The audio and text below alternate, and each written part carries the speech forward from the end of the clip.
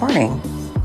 Now, those of you that have watched my vlogs for years, this is really a throwback to a time where I started every day with sharing my outfit, and then I transitioned from doing that to moving it to Instagram, and then I just kept running out of time, and now I don't really do it at all.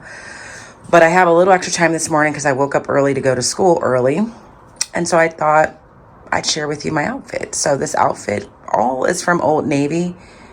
This dress is from Old Navy, but I bought this not this past summer, but the summer before that. And it is tied at the shoulder, so I just wear a jean jacket with it. The jean jacket is new. I got it from Old Navy this summer. And then I'm wearing it with these shoes that I always get compliments on. They are Birkenstock-esque shoes that I got from Macy's on my birthday. And then as far as accessories, I'm wearing my black frames from Warby Parker. I think these are called Ella. I'm just wearing some gold hoops. This reversible necklace that I have is from Ana Luisa. It's black on this side and just gold on the other side. Just this black ring that's old and cheap from New York and Company.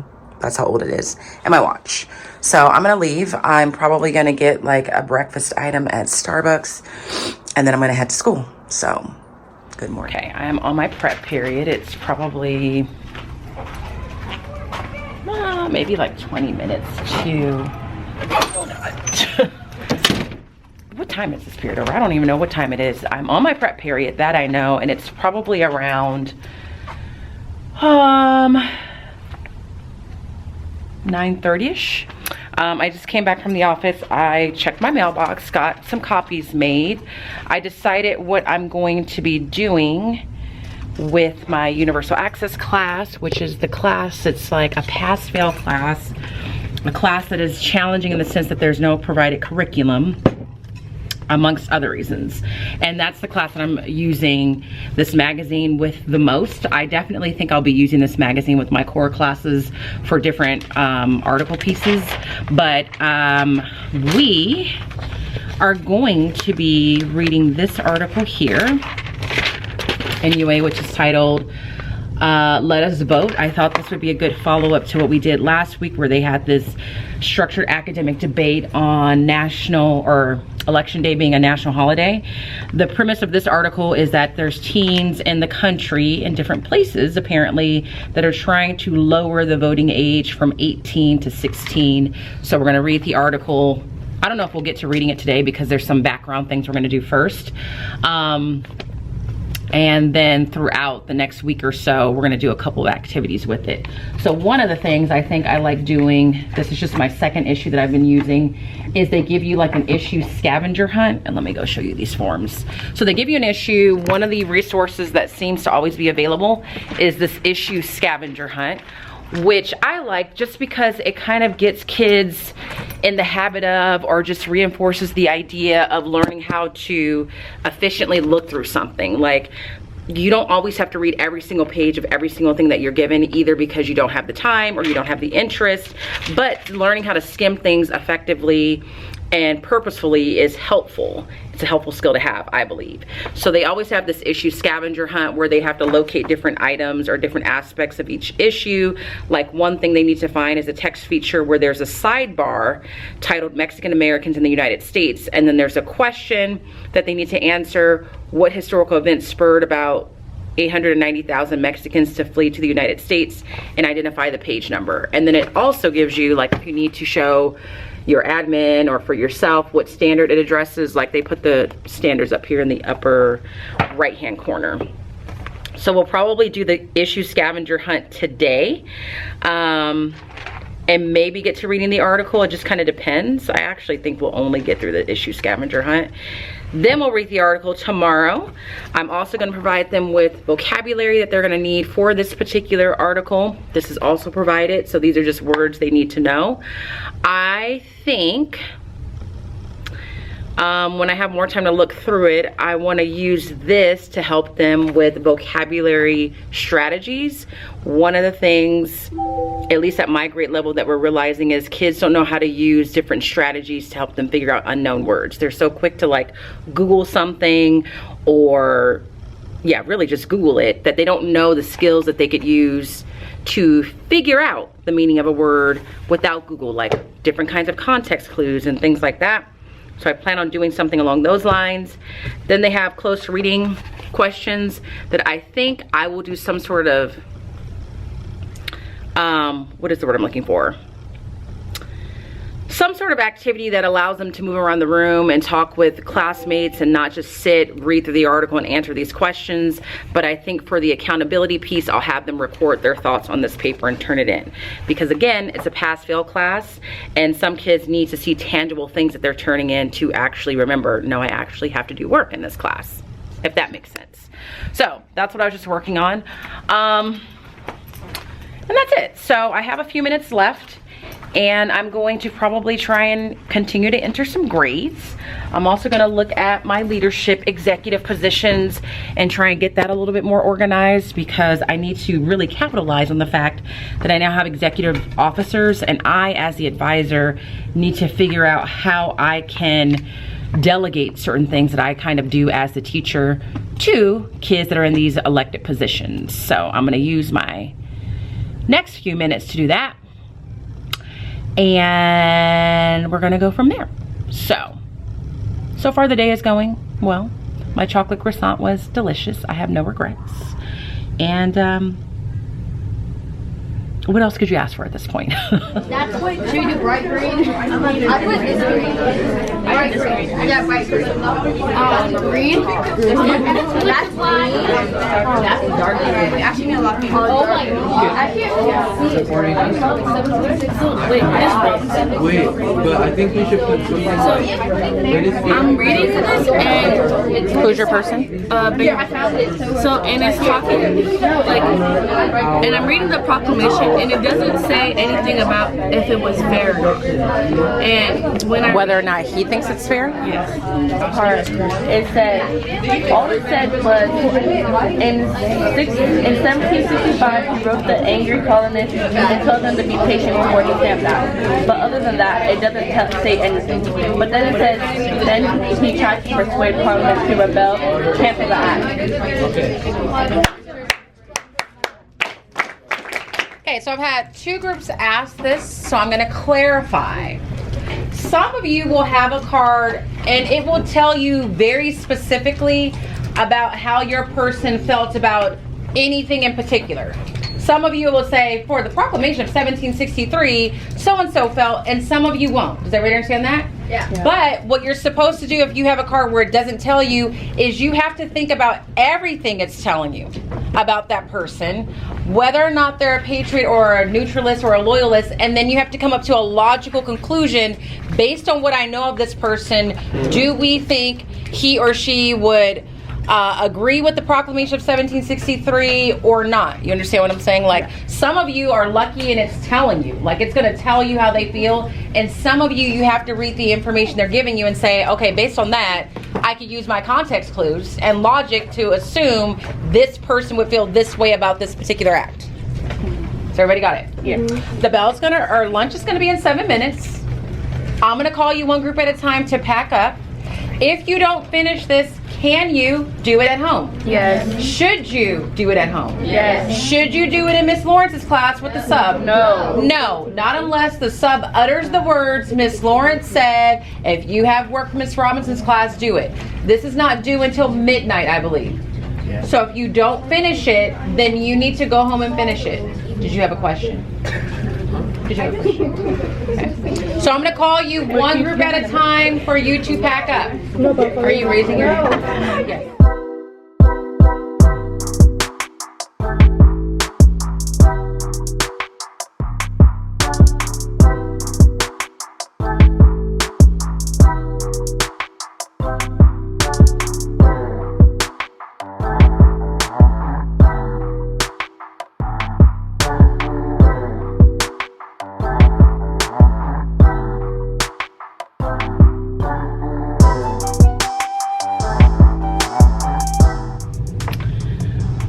Alright, it is 5:15 and I'm getting ready to go. I just spent the past couple of hours after school grading. Before that, I was talking to someone at the district office because I needed to talk something through with her to get some clarity on a situation that I'm in the middle of resolving. I can't really say much more than that. So I got that done, and then I just spent a couple of hours entering grades. I have made progress. I think that yesterday I showed you that there were piles of papers there. Now it looks like I didn't make any progress, but I actually did. I've entered those, so those now need to be returned. And the papers that I graded and entered yesterday, I should say, have been filed. And I have just uploaded or entered grades for 1 week's worth of, 1 week's worth of IXL homework. I still have 2 more weeks to go. I'm behind, but I will do another week tomorrow because those kind of take a while because I have to cross-reference screenshots and all this stuff. And I'll talk about that in a little bit more detail down the road because I've been trying something new with IXL that I really like. And again, it's thanks to Taylor because she jumped down a rabbit hole and found something that we just didn't even know about. So I'm stopping there. Again, that's me being a better version of me, realizing like, yes, you would have loved to get all the IXL lessons in today, but it's 5:15 and you didn't, and you still made progress and you're done, not in totality, but you're done for the day. So that's that. As far as how the day went, we had UA where I just introduced the new issue. I think I showed that to you guys this morning. I did do a better job of kind of explaining and reiterating the fact that these magazines are informational text and that we're doing the issue scavenger hunt every single time because it is important to understand that sometimes when you're looking at informational text, it doesn't make sense for you to read every single thing that they're presenting to you. If you want to because you want the information, that's great. But sometimes, and quite often, when you're looking at informational text, you're looking for something in particular. So you need to learn how to skim things, how to make use of the graphic organizers or text boxes or captions or resources available to you. So they pretty much got through that. And then by the time they finished that, the class was over. And then with my core class, I'm really happy with my vocabulary lesson today. I did something like this last year, but I feel like what I did today was better. And basically each group is given a word from our current story, which is the telltale heart. And it's a level 2 word, meaning it's an academic language word or a word that we're assuming most 8th graders don't know. And I made them put their Chromebooks away. I didn't even want their Chromebooks out because the way I started the conversation is kids their age, when they don't know something, they are very quick to Google it. And I said, and that's great and that's fine. And you guys don't know any better because you've never lived in a time where there wasn't Google. But there are going to be times where you have to figure something out without Google or dictionary.com or thesaurus.com and all the different things that they use to figure out words they don't know. And again, framing it around like whether that be when you take a test in class or iReady, or you're taking your SATs, you need to be able to develop and build the skill of how do you figure out the meaning of unknown words when you don't have a device. So I said, I'm gonna show you different types of context clues that you might come across in your reading. And we also discussed the idea of context of the situation. So I gave them their word, and just in the course of me explaining the directions and how they're going to work with the group, I used a couple words that I did point out. These are like level 2 words. So I think one of the words that I said was something along the lines of, if I tell your group to get started working as a group and I look up and only one person in that group is doing the work and everybody's just playing around and not doing anything, I said something like, I'm going to have a great deal of disdain for that group at that time. And one of my students was like, I can infer that the word disdain means this, this, and that. And so then we just organically had that conversation. We talked about the word disdain. We talked about word parts. Do we know what the prefix dis means? Then we talked about the context in which I said it. And did it seem like it had a positive connotation or a negative connotation? And just talking through that, I said, see, you guys figured out what that word meant or got some sense of what it meant just by thinking about what I sounded like when I used it. What was the context of what I was using it in? what is the prefix of the word? And I said, that's pretty much what you're gonna do with your word that I assign you. And every group, they got very close off the bat to what the word meant, or their definition made sense with the situation. And so if a group needed some guidance, I kind of would redirect their attention to, okay, what exactly was happening at this part of the story? And based on what's happening, does the definition you just proposed make sense? And they were really good about saying, no, not really. And then we kind of talked about other options. One group in my switch class, I have a student who is smart. Like, the student is smart. I just can't get him to really consistently do work. Like, he just won't do it. And despite that, he is very pleasant and I do enjoy his company. He has a sense of humor. And his group's word was suppositions, which basically means, like, the way that it was used in the book was not suppositions, dissimulation. And the way that it's used in The Telltale Heart is, it's basically saying, what was it? I don't feel like getting the book, but dissimulation means like not being real, not being honest, not acting in a way that is genuine. Let me Google it really quickly. Speaking of Google, dissimulation. Because some of the words when I did this last year, I actually had to look up because I'm like, I don't even use that word a lot. Dissimulation. Okay, sorry, it took me a minute. So the definition of dissimulation is the concealment of one's thoughts, feelings, or character, acting under a pretense. So I don't remember what they initially said. I think they said he was being sneaky or something along those lines. And so I was talking through how did they get to that, and one of the students said, well, so-and-so, the student that doesn't typically do his work, said, well, when he hears the word dissimulation, he thinks of like simulation machines. And in simulation machines or simulation experiences, it's not real, but it's supposed to be like the real thing. And so he proposes that when they're having the group discussion, and someone in the group kind of brushed that off and said, no, that's not right. So I said, well, that's interesting. And then I told them what dissimulation means. And I said, so when that student thought, well, I hear the word simulation, and this is what I know about that word, he was actually on the right track in terms of his thinking.